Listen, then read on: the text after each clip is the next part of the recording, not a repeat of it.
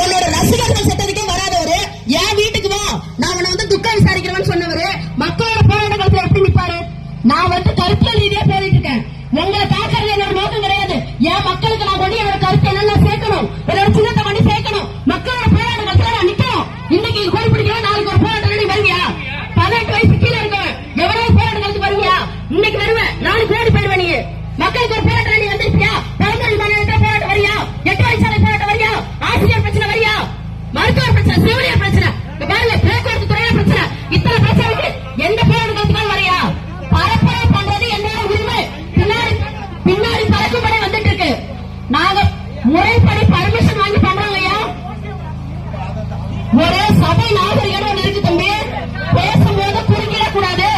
எதிரியா இருந்தாலும் அவங்க பார்த்து ஒரு வழக்கம் சொல்லணும். எங்க அண்ணன் சின்ன சினிமா சொல்லி கொடுத்திருக்காரு. ஒரு தேசிய கட்சி தலைவர், ஒரு நிமிஷம் இருங்க, ஒரு தலைவர்கள் நின்று பேசுறாங்கன்னா அவங்களை எந்த தொந்தரவும் பண்ணக்கூடாதுன்றது ஒரு சபை நாகரிகமே தெரியல.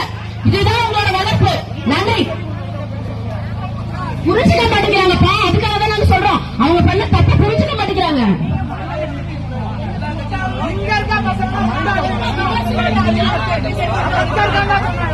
தம்பி விமர்சனம் நீ வந்து வைவா, நீ விமர்சனம் பண்ணு வா, கருத்தியல் ரீதியா விமர்சனம் பண்ணுவா.